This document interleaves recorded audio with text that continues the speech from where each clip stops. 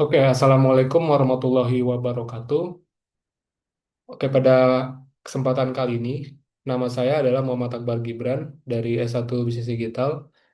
Oke, pada kesempatan kali ini, saya ingin memaparkan laporan saya yaitu Proyek UTS Bisnis Internasional oleh dosen pengampu Bu Destria Kurnianti. Untuk laporannya adalah perancangan produk hipotesis kerajinan berbahan biokomposit Nextera untuk rencana bisnis ekspor ke Malaysia tahun 2026. Oke, jadi pertama-tama apa sih biokomposit itu?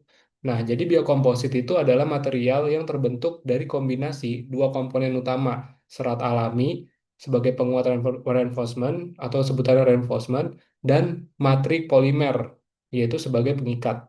Nah, serat alami yang umum digunakan itu meliputi serat tumbuhan seperti bambu, nanas, tebu, pisang, ijuk maupun eceng gondok. Nah, pada kesempatan kali ini saya itu kerajinannya menggunakan eceng gondok. Nah, sementara matriksnya ini dapat berupa plastik konvensional, bioplastik, ataupun resin berbasis minyak nabati. Nah, tujuan pencampuran ini adalah menghasilkan materi baru yang memiliki kekuatan mekanik lebih baik daripada matrik polimer murni, namun tetap ringan, terjangkau, dan memiliki jejak karbon lebih rendah dibandingkan komposit serat sintesis seperti kaca atau karbon. Nah, jadi keunggulan biokomposit ini terletak pada sifatnya yang terbarukan atau biodegradable dan tidak beracun, serta alami memiliki densitas rendah sehingga produk akhir lebih ringan sekaligus menghadirkan estetika tekstur natural yang diminati pasar eco-friendly. Nah, dari sisi lingkungan, penggunaan serat alami mengurangi ketergantungan pada sumber daya fosil dan dapat menurunkan emisi gas rumah kaca selama siklus hidup produk. Namun demikian, untuk biokomposit ini juga memiliki keterbatasan seperti hidrofisilitas serat alami yang menyebabkan penyerapan kelembapan tinggi. Selain itu juga ada variabilitas sifat mekanik akibat kondisi tumbuhan yang berbeda-beda, serta kompabilitas rendah antara serat polar dan matrik nonpolar yang memerlukan perlakuan permukaan, misalnya mercerisasi dengan larutan alkali atau meningkatkan daya rekatnya. Nah, selanjutnya adalah spesifikasi produk. Jadi produk Nextera ini adalah kerajinan rumah tangga yang sebelumnya sudah saya sebutkan, eh, kerajinan rumah tangga komposit dari serat enceng gondok yang terdiri dari berbagai item dekoratif dan fungsional seperti nampan, wadah penyimpanan, pot, tanaman, lampu hias, dan aksesori meja. Nah, bahan baku utamanya adalah serat alami eceng gondok yang diambil dari perairan umum seperti sungai, danau, dan waduk. Nah, selain itu, eceng gondok ini diolah menjadi serat penguat atau reinforcement fiber yang dicampur dengan matrik resin polyester. Nah, proses produksi ini dimulai dengan pengumpulan eceng gondok segar, dilanjutkan dengan proses dekortikasi dan ekstraksi serat untuk memisahkan serat dari batang dan daun. Kemudian, serat dikeringkan di bawah sinar matahari atau menggunakan oven pengering pada suhu terkontrol untuk mencapai kadar air optimal, yaitu sekitar 8-12%. Nah, setelah kering, serat itu mengalami perlakuan alkali atau sebutannya adalah mercerisasi menggunakan larutan NaOH atau natrium oksigen hidrogen untuk menghilangkan lignin, hemiselulosa, dan lilin permukaan guna untuk meningkatkan daya rekat pada matrik. Nah, serat yang telah siap kemudian dicacah atau dikepang, tergantung desain produk. Setelah itu dicampur dengan matrik polimer melalui proses hand layup, kompresi panas atau hot pressing, atau injeksi cetak, dan dibiarkan mengeras pada suhu dan tekanan standar. Nah, setelah proses molding selesai atau pencetakan selesai, produk ini melewati tahap finishing berupa pengamplasan, pelapisan pelindung UV jika diperlukan, dan pengecekan visual. Nah, kemasan produk ini menggunakan kardus daur ulang yang dapat terurai, dilengkapi dengan label informasi produk dan sertifikat atau sertifikasi. Nah, standar kualitas yang diterapkan meliputi ketabalan seragam, tidak ada retak atau gelembung udara yang pada permukaan, kekuatan impak minimal sesuai spesifikasi komposit serat alami, bebas dari pencemaran logam berat dan bahan kimia berbahaya serta daya tahan terhadap kelembapan ruangan. Oke. Selanjutnya adalah keunikan atau keunggulan kompetitif produk. Nah, untuk keunggulan kompetitif ini, Nextera terletak pada konsep upcycling dari gulma air atau tanaman yang kurang berguna atau bisa dapat disebut sebagai hama menjadi produk dengan bernilai tinggi yang menjawab dua masalah global sekaligus, yaitu penanganan invasi eceng gondok yang merusak ekosistem perairan dan kebutuhan akan material komposit berkelanjutan sebagai alternatif serat kaca atau fiberglass dan karbon yang tidak terbarukan. Nah, dibandingkan komposit konvensional, produk Nextera ini memiliki jejak karbon yang signifikan lebih rendah karena bahan baku tidak memerlukan lahan pertanian khusus atau energi intensif untuk diproduksi, tetapi justru mengurangi biaya pengelolaan lingkungan yang biasanya ditanggung pemerintah daerah. Nah, dari sisi estetika, serat eceng gondok ini menghasilkan tekstur alami yang unik dan earthy tone yang sangat diminati pasar Eropa, Amerika Utara, dan Jepang untuk konsep hunian eco-friendly. Nah, selain itu, harga produksi yang relatif rendah karena ketersediaan bahan baku yang melimpah di seluruh Indonesia memungkinkan Nextera ini menawarkan harga yang kompetitif di pasar global dengan tetap menjaga margin yang sehat. Lalu juga produk ini memenuhi tren konsumen global yang semakin menghindari plastik sekali pakai dan mencari barang dengan sertifikasi green product yang dapat didaur ulang atau terurai secara alami di akhir masa pakainya. Oleh karena itu, Nextera tidak hanya menjual kerajinan, tetapi juga narasi keberlanjutan yang merupakan faktor penentu dalam keputusan pembelian di pasar ekspor modern. Nah, untuk sertifikasi atau standar yang perlu diperoleh, untuk memasuki pasar global, tentu Nextera perlu memperoleh serangkaian sertifikasi yang disesuaikan dengan jenis produk dan target negara tujuan. Nah, pertama itu adalah sertifikasi halal dari LPPOM MUI. Nah, ini tuh diperlukan jika produk ini memungkinkan kontak tidak langsung dengan makanan atau jika target pasar mencakup negara-negara mayoritas Muslim seperti Turki, Uni Emirat Arab, dan Malaysia, meskipun produk ini bukan konsumsi. Lalu yang kedua adalah SNI atau Standar Nasional Indonesia yang bersifat wajib untuk produk kerajinan non wajib namun memiliki SNI dapat menjadi value added yang meningkatkan kepercayaan pembeli domestik dan internasional terhadap kualitas produk. Lalu juga ada sertifikasi ISO 9001 yaitu Sistem Manajemen Mutu dan ISO 14001 atau Sistem Manajemen Lingkungan. Nah, itu juga sangat diperlukan untuk membangun kredibilitas sebagai pemasok global yang profesional dan berkelanjutan. Nah, terakhir itu ada sertifikat keterangan asal atau SKA atau biasa disebut dengan Certificate of Origin atau COO. Nah, ini tuh diperlukan untuk memanfaatkan skema perdagangan preferensial seperti ASEAN, Trade in Good Agreement atau A3 atau Indonesia Japan Economic Partnership Agreement atau IJPA. Nah, untuk kode HS atau Harmonized System, nah untuk klasifikasi produk kerajinan rumah tangga biokomposit ini tuh menurut International Trade Center adalah eh, itu ada di HS kode 96 atau berbagai barang hasil manufaktur lain.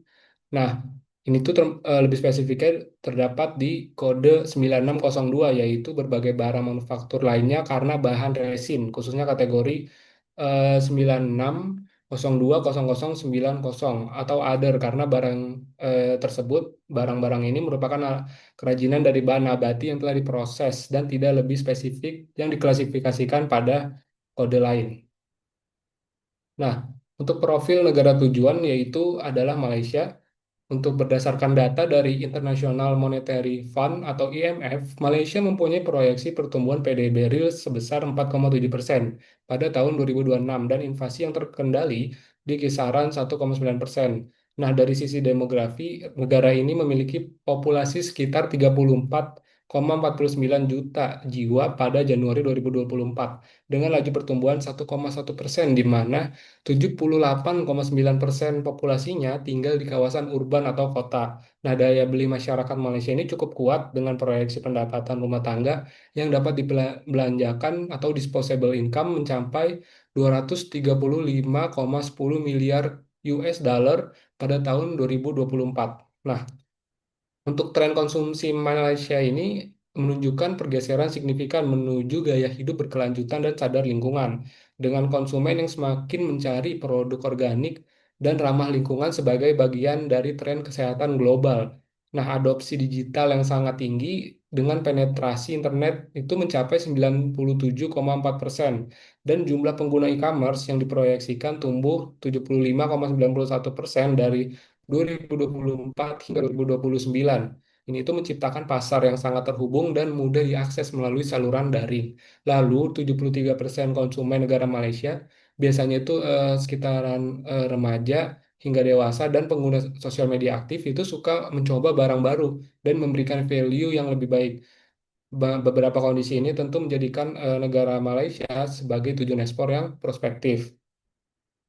Untuk potensi pasar atau market size, untuk ukuran market size itu adalah total konsumen potensial atau jumlah pembeli atau volume penjualan yang dapat dicapai oleh sebuah produk atau layanan dalam segmen pasar tertentu. Nah, berikut ini itu adalah perhitungan untuk ukuran pasar atau market size dengan metode bottom up untuk produk Nextera di Malaysia. Nah, berikut ini bisa dilihat adalah perhitungannya.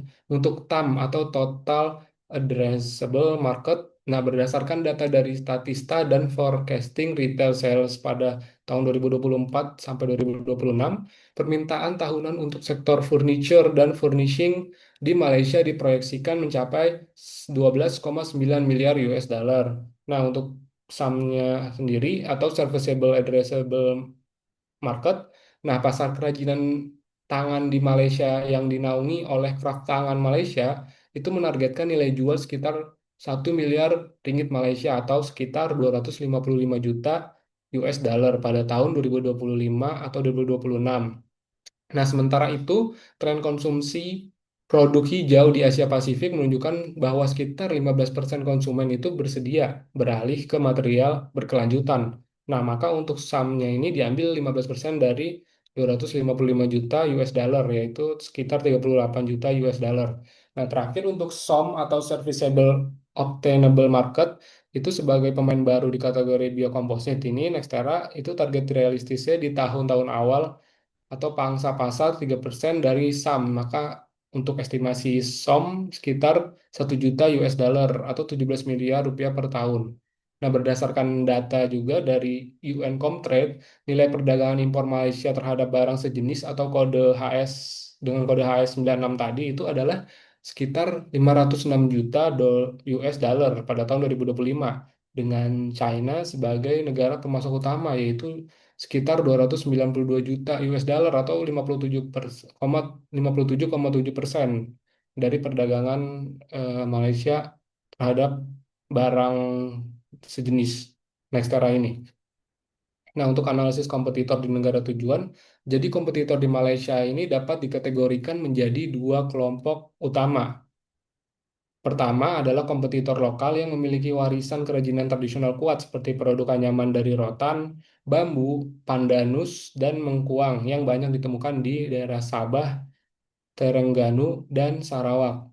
Nah, terdapat juga kreatif entrepreneur lokal seperti Rotan Lot yang berfokus pada revitalisasi furnitur rotan dengan harga yang terjangkau. Ada juga Booming Plus yang menjual furnitur rotan dan kayu dari Bali, serta berbagai merek kerajinan tangan seperti Bendang Studio atau keramik dan Slumberbugs atau produknya itu kertas daur ulang dari lima tebu yang menunjukkan geliat pasar untuk produk artisanal berbasis keberlanjutan. Nah, untuk yang kedua yaitu adalah kompetitor impor dan retail modern yang mendominasi pasar furniture dan dekorasi rumah seperti IKEA yang menjadi pilihan utama konsumen Malaysia nih untuk kebutuhan rumah tangga.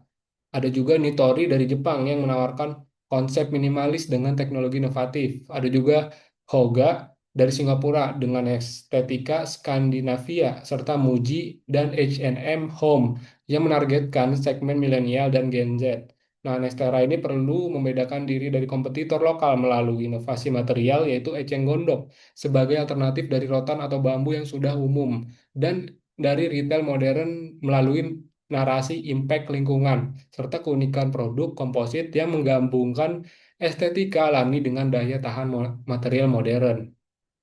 Lalu selanjutnya adalah STP atau segmentation, targeting dan positioning. Untuk segmentation, pasar Malaysia disegmentasikan berdasarkan geografis pada kawasan urban utama seperti Kuala Lumpur, Selangor, Johor Bahru, dan Penang yang merupakan pusat konsentrasi konsumen affluent dan early adopters tren gaya hidup. Nah, segmentasi demografis itu menargetkan kelas menengah hingga atas, terutama milenial dan Gen Z berusia 25 sampai 45 tahun yang memiliki daya beli cukup dan tinggal di apartemen atau wilayah urban. Nah, segmentasi psikografisnya itu memfokuskan pada konsumen yang eco-conscious yaitu mengikuti tren gaya hidup minimalis dan aktif di media sosial dan juga yang sadar akan lingkungan. Lalu segmentasi perilakunya itu mencakup konsumen dengan belanja secara yang suka belanja secara daring dengan mencari produk yang nilai estetikanya tinggi dan tertarik pada produk yang memiliki cerita sosial atau dampak lingkungan. Untuk targetingnya, Nextera menargetkan dua segmen utama, yaitu segmen B2C adalah profesional urban dan pemilik rumah di Kuala Lumpur serta Selangor atau B, B2C atau B2B yang mencari dekorasi rumah unik dan berkelanjutan. Nah, untuk segmen yang B2B itu adalah sektor perhotelan butik atau cafe eco-friendly dan co-working space yang membutuhkan furniture dan dekorasi sebagai eh, narasi keberlanjutan untuk memperkuat identitas merek mereka. Lalu untuk positioningnya, Nextera diposisikan sebagai premium eco composite home craft dari enceng gondok terolah. Nah, pilihan dekorasi rumah yang tidak hanya menawarkan keindahan estetika, tekstur alami, tetapi juga membawa narasi nyata tentang pengurangan pencemaran perairan dan pemberdayaan lingkungan.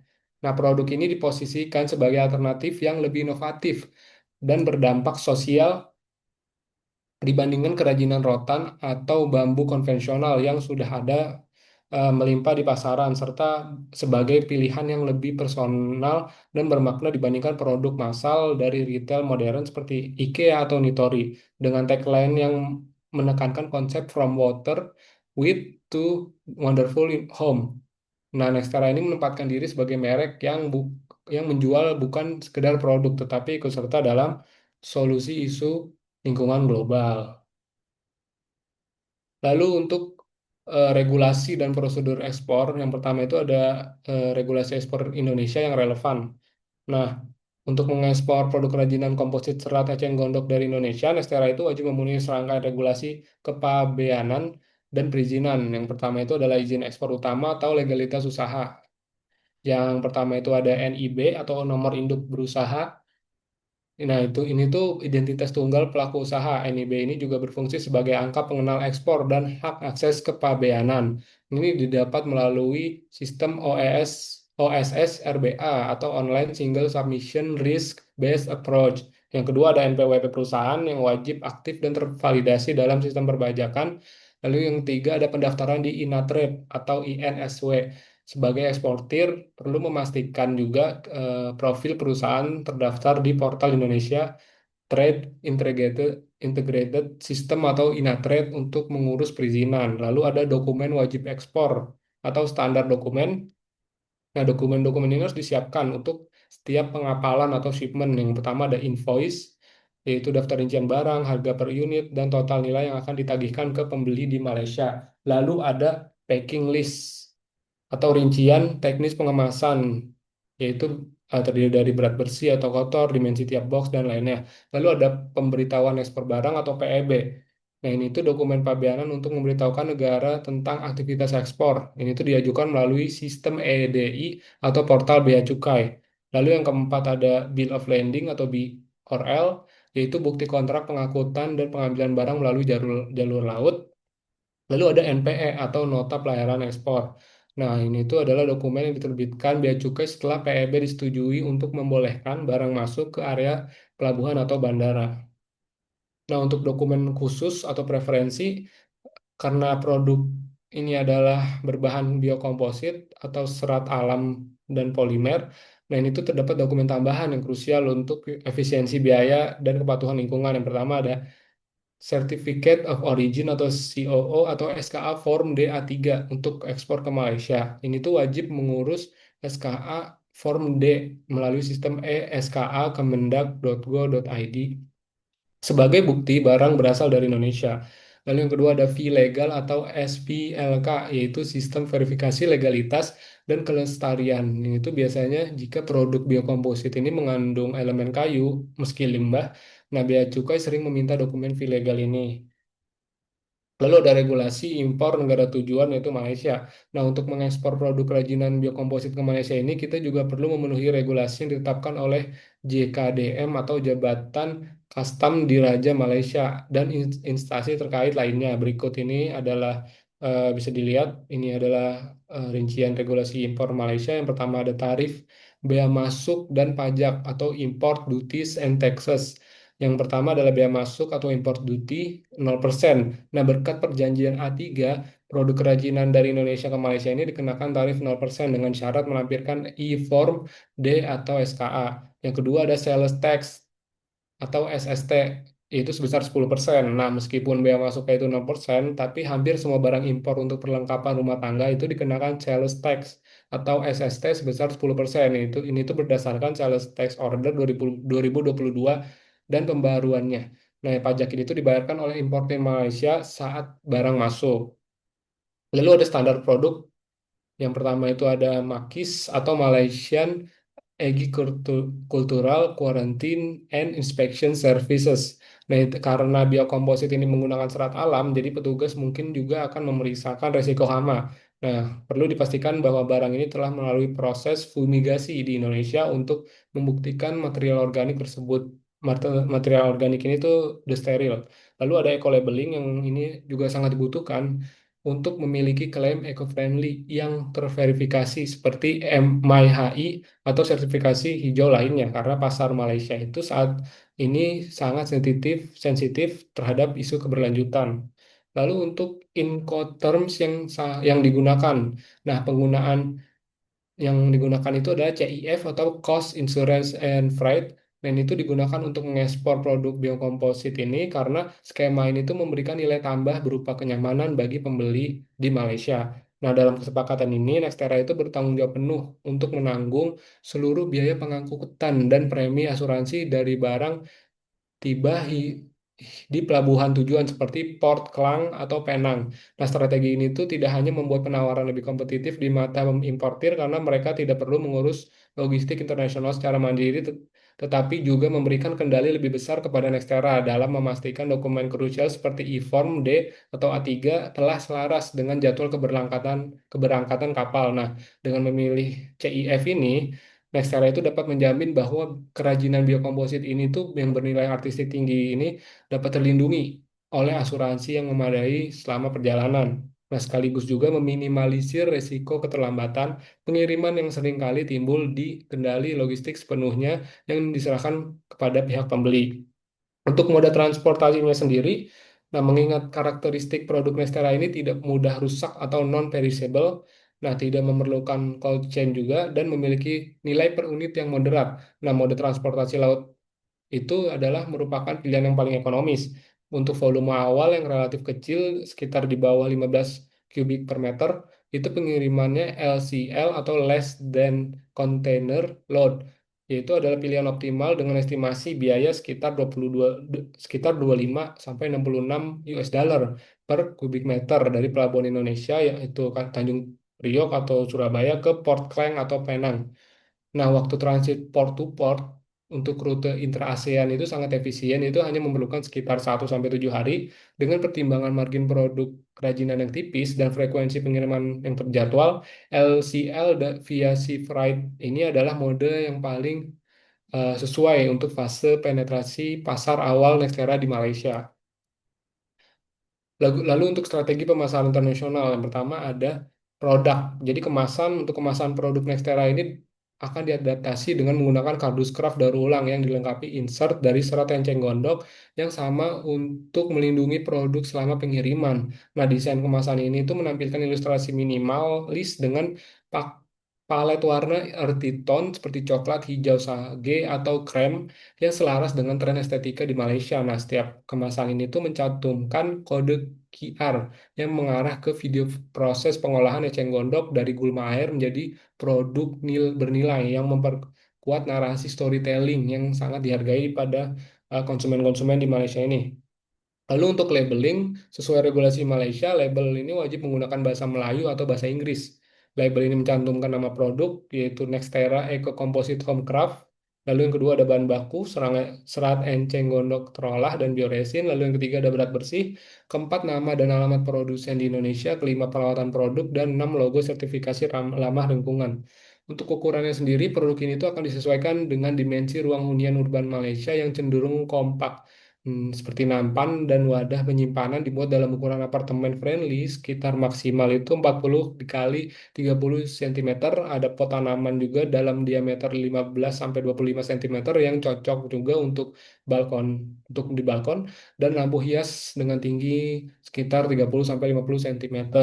Untuk varian lokal mengingat preferensi warna ini netral dan minimalis di Malaysia, Nextera itu akan menawarkan varian warna matte finish atau putih gading, abu-abu, coklat natural. Selain warna serat alami original yang lebih mudah dipadukan dengan interior modern di Malaysia. Nah, untuk price-nya sendiri, Nextera ini menggunakan pendekatan cost plus pricing dengan fondasi sebagai fondasinya. Nah, jadi perhitungannya itu HPP dan margin ekspor. Jadi untuk HPP-nya itu sekitar 100.000 dengan margin sekitar 40%, eh, dan ada juga biaya ekspor sekitar 60.000. Jadi harga jual ekspornya itu sekitar 224.000 per unit. Ini untuk barang seperti nampan seperti itu. Nah, untuk tempatnya sendiri atau place, jadi Nextera ini menggunakan strategi saluran ganda atau multi channel untuk memaksimalkan jangkauan. Yang pertama itu adalah e-commerce cross border. Nah, itu bisa disebut juga dengan eh, bisa bisa dibilang ini melalui Lazada cross border, yaitu mendaftar juga sebagai last global seller yang memungkinkan penjualan dari Indonesia ke Malaysia tanpa perlu entitas lokal. Nah, proses registrasi ini memerlukan business license, Alipay account, dan verifikasi identitas dengan waktu proses sekitar 5 hari kerja. Lalu ada Shopee. Nah, meskipun Shopee saat ini itu membatasi cross-border seller dari Cina atau Hong Kong, tapi Nextera ini dapat bermitra dengan lokal seller Malaysia atau menggunakan Shopee International Platform. Lalu ada website atau own commerce, yaitu platform direct to consumer dengan pembayaran melalui PayPal atau Stripe dan pengiriman via third party logistics, yaitu GNT Express, atau Ninja Van Malaysia. Lalu ada juga Nextera ini akan bermitra dengan distributor home decor seperti Oasis Home, yaitu distributor household terbesar di Malaysia, atau Fiori, itu distributor furniture dengan jaringan ke interior designer dan kontraktor untuk penetrasi ke retail offline dan proyek komersial. Nah, penetapan eksklusif distribution ini di wilayah tertentu ini sangat ditargetkan dengan minimum order sekitar 50.000 ringgit Malaysia per kuartal.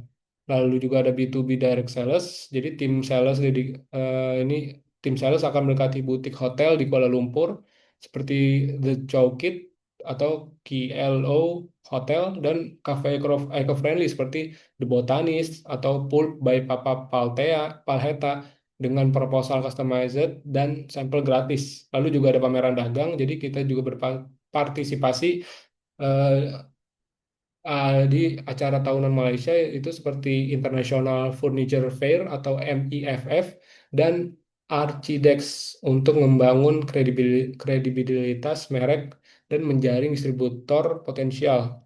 Untuk strategi promosi Nextera di Malaysia ini akan dijalankan melalui pendekatan digital dan offline yang terintegrasi guna membangun kesadaran merek serta mendorong konversi pembelian.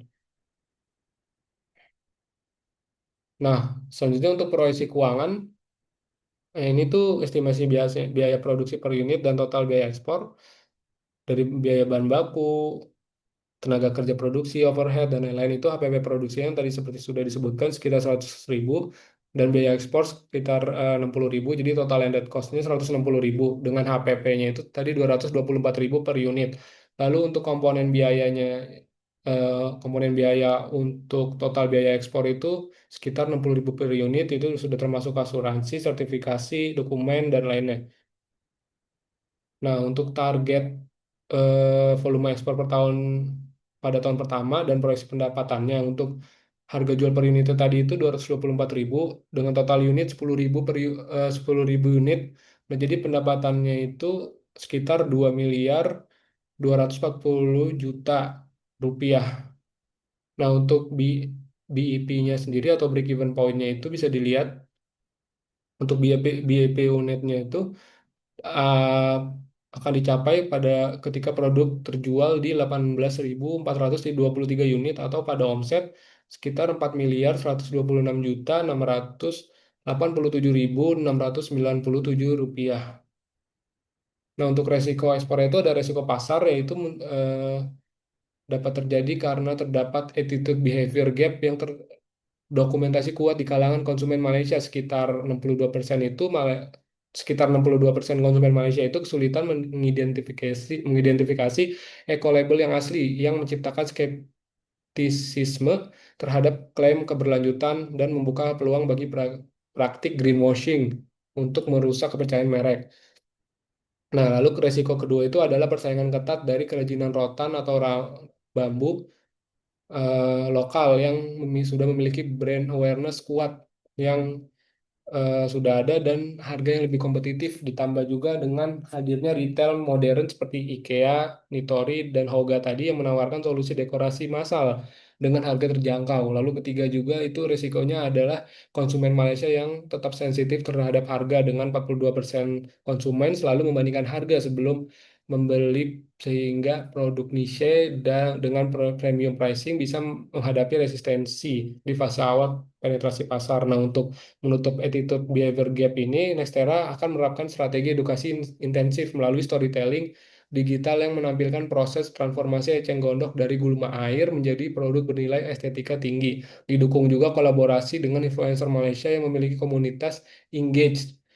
Nah, strategi penetapan harga dan akan menggunakan introductory discount 15% untuk 100 pembeli pertama dengan bundle pricing seperti beli dua gratis satu item kecil untuk menurunkan perceived risk pembelian pertama. Nah, untuk diferensiasi dari kompetitor kompetitor lokal, Nextera akan memperkuat positioning melalui sertifikasi hijau yang terverifikasi dan kolaborasi dengan desainer interior Malaysia untuk menciptakan koleksi yang eksklusif yang menggabungkan estetika lokal dengan narasi global upcycling. Nah, program loyalitas Nextera atau Green Cycle yang menghubungkan pembelian dengan dampak nyata pembersihan perairan Indonesia akan menjadi menjadi emotional anchor untuk mengkonversi kesadaran menjadi tindakan berulang. Oke, jadi kesimpulannya adalah secara keseluruhan rencana ekspansi Nextera ke Malaysia ini menunjukkan kelayakan bisnis yang tinggi dengan fondasi finansial yang sehat dan pasar yang reseptif. Nah, Malaysia ini dipilih sebagai negara tujuan pertama karena pertimbangan geografis, kultural, dan ekonomi yang kuat, kedekatan logistik juga, dan yang memudahkan pengiriman dengan biaya yang rendah. Selain itu juga ada kesamaan bahasa Melayu yang mempermudah adaptasi pemasaran dan adopsi e-commerce yang tinggi. Nah, itu membuka saluran distribusi yang efisien. Yang lebih penting lagi juga ada segmen konsumen eco-conscious di Malaysia yang terus tumbuh, yang didukung oleh kebijakan pemerintah federal yang aktif mendorong ekonomi sirkular dan gaya hidup berkelanjutan meskipun tantangan attitude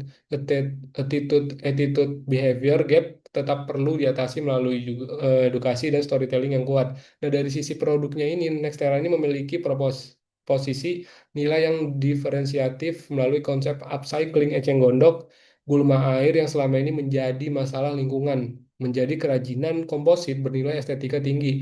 Nah, narasi ini tidak hanya membedakan Nextera dari kompetitor lokal maupun retail modern, tetapi juga memenuhi tren global transparansi, rantai pasok, dan dampak sosial. Sekian presentasi laporan untuk simulasi bisnis ekspor dari saya. Kurang lebihnya mohon maaf. Wassalamualaikum warahmatullahi wabarakatuh.